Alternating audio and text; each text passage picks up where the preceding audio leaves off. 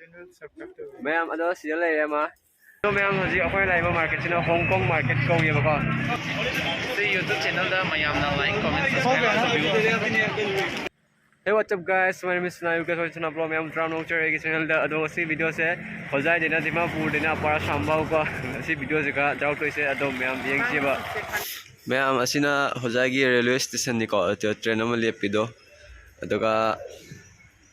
sono sule yam chaw ba station de ko ano ba samni hi ma'am hi to do ma'am Masidi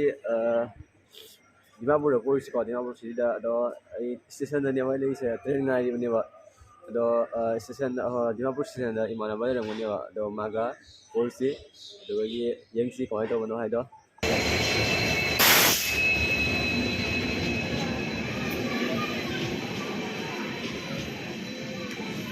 ma'am दो हजे train तो गया बको अदो इन चली train सी मिंगना जरो शताब्दी को येबा अदो हजी लंका यौरे अदो हरेन दिमापुर दे यौरा का फंगसे को मैम दो हजी दिमापुर यौरे बको अदो इन दिमापुर के रेलवे स्टेशन ने दो मैम हजी स्टेशन चली बको अदो स्टेशन की बनिंग दा आगी मानव ngaye aduga maga फंगरसे अदो की दिमापुर कोई से बको अदोगी दिमापुर होगा अपार समुद्र yes अदोदी मा हना फंगरसे दो jangan दो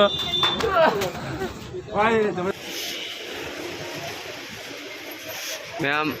ममांग दा अहुम गंग चली जाई फ्रेंड निको अदुगा अखोय चलीसिना दिमापुर काइजनो खंगदे आइगी फर्स्ट टाइम नि दिमापुर दा मोय दम पूरा चली आइसु सुम चली नेबा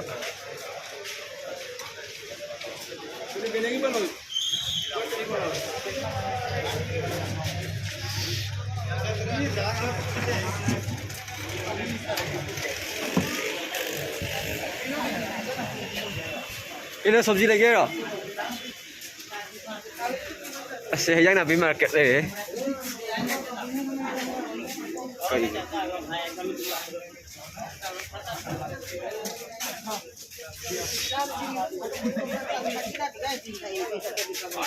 हंगाम में जो ले आवाज भी उरी मोरक मैम दो हजी अखोय दिमापुर सिटी दे चंगे बको दिमापुर सिटी की व्यू यंगसे अदुगा आई कैमरा से वाइट ओइ दे अदुना मी जे चाउ चाउ रे अदो मैम जेंगसी को मैम असिदा सना की मैम लई रे हे आइसु कुजी अनि के लई हे हेंग लाइ कनबा दो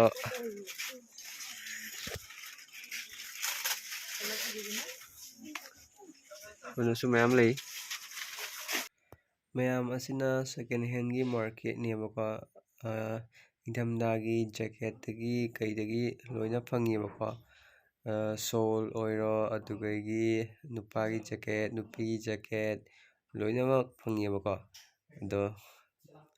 अफबा ngaktani ba फंगी से अमोट पनते बको अदो मैम अखोय लाइबा मार्केट ची ममिंग न्यू मार्केट कोई बको अदो सिदा सेकेंड हैंड दगी चिंगबा लोइना फंगे अदो आइदी हेंग लाइक फॉर मचली ने बको पार शाम दा और पठौर अंत अदुगा और पठौर अंत सलन ड्रोमने अदुगा लाइक फॉर मचत पा अदुगी पचे खा ले बको अदो यंगसी मखा हापा के वीडियो दो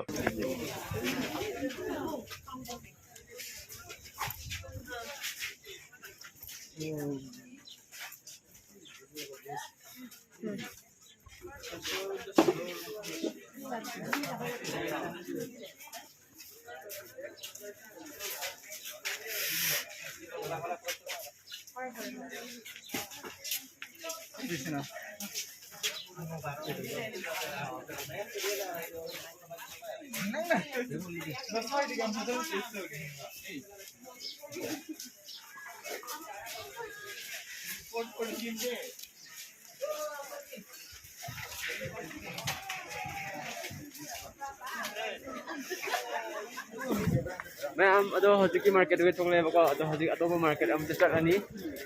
आगी फ्रूट अम जेंगे अदुगई दी बोरबाटो दा मु चटनी अदुगई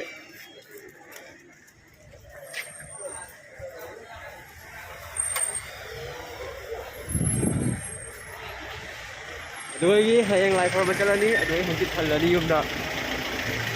ꯑꯗꯣ ꯃꯌꯥꯝ ꯗꯤꯃꯥꯄꯨꯔ ꯁꯤꯇꯤꯁꯦ ꯌꯥꯝꯅ ꯐꯖꯩꯌꯦꯕꯀꯣ ꯑꯗꯣ ꯀ꯭ꯂꯤꯟꯁꯨ ꯑꯣꯏꯌꯦ ꯑꯗꯣ ꯍꯧꯖꯤꯛꯇꯤ ꯇ꯭ꯔꯥꯐꯤꯛ ꯌꯥꯝ ꯖꯥꯝ ꯑꯣꯏꯔꯤꯌꯦꯕꯀꯣ ꯃꯌꯥꯝ ꯑꯗꯨꯒ ꯁꯤꯅ ꯑꯩꯒꯤ ꯏꯃꯥꯟꯅꯕ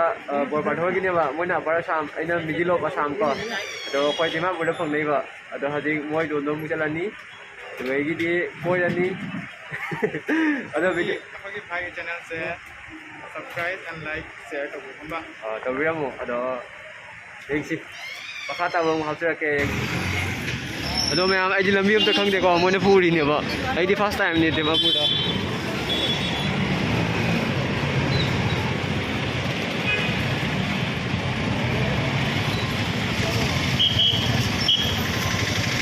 ꯑꯗꯣ ꯃꯌꯥꯝ ꯍꯧꯖꯤꯛ ꯑꯇꯣꯞꯄ ꯃꯥꯔꯀꯦꯠ ꯑꯃꯗ ꯑꯃꯨꯛ ꯂꯥꯛꯑꯦꯕꯀꯣ ꯑꯗꯣ ꯁꯤꯗꯩ ꯑꯩ ꯐꯨꯔꯤꯠ ꯑꯃ ꯌꯦꯡꯒꯦ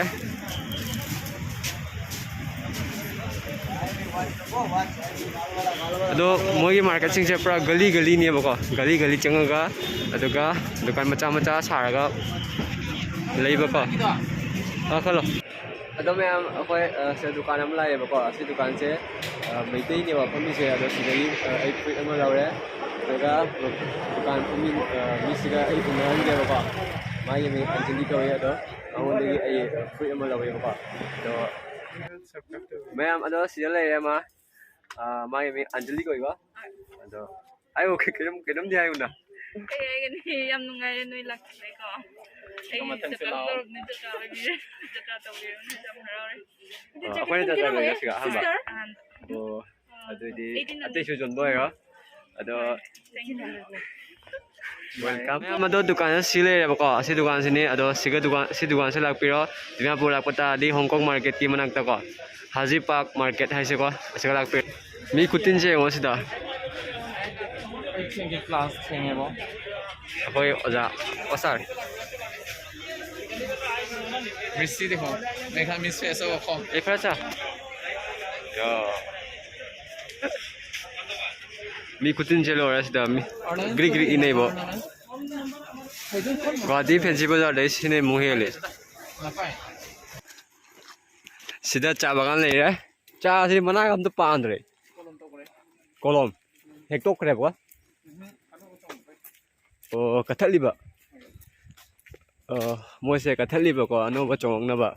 ꯃꯇꯣꯟ ꯑꯅꯧꯕ ꯆꯣꯡꯉꯛꯅꯕ ꯌꯥꯝ ꯆꯥꯎꯔꯤꯗꯣ ꯑꯗꯨꯒ ꯑꯩꯈꯣꯏ ꯁꯤꯗꯩ ꯑꯃꯨꯛꯀ ꯒꯥꯔꯤ ꯑꯇꯣꯞꯄ ꯇꯣꯡꯗꯣꯏꯅꯦꯕ ꯑꯍꯥꯟꯕꯗ ꯑꯩꯈꯣꯏ ꯗꯤꯃꯥꯄꯨꯔꯗꯒꯤ ꯕꯁꯇ ꯂꯥꯛꯑꯦ ꯑꯗꯩ ꯍꯧꯖꯤꯛ ꯑꯃꯨꯛ ꯁꯤꯗꯩ ꯑꯃꯨꯛ ꯇꯣꯡꯉꯅꯤ ꯐꯪꯗ꯭ꯔꯗꯤ ꯈꯣꯡꯅ ꯆꯠꯂꯅꯤ ꯑꯩꯈꯣꯏ ꯃꯣꯗꯦꯜꯁꯦ ꯈꯣꯡ ꯆꯠꯄꯗ ꯋꯥꯔꯦ ꯉꯁꯤ ꯑꯗꯣ ꯃꯌꯥꯝ ꯁꯤ ꯃꯐꯝꯁꯤ ꯃꯃꯤꯡꯅ ꯁꯣꯅꯥꯄꯨꯔ ꯀꯧꯏꯕꯀꯣ ꯑꯗꯣ ꯁꯤꯒꯩ ꯑꯃꯨꯛ ꯑꯇꯣꯞꯄ ꯒꯥꯔꯤ ꯇꯣꯡꯉꯅꯤ ꯕꯣꯔꯕꯥꯊꯣꯔ ꯌꯧꯅꯕ ꯑꯗꯣ ꯒꯥꯔꯤ ꯉꯥꯏꯔꯤ ꯑꯩꯈꯣꯏ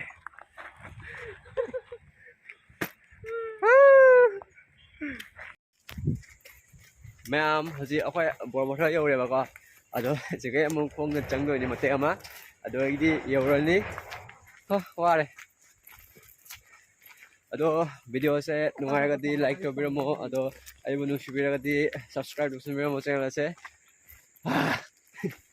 ꯋꯥꯔꯦ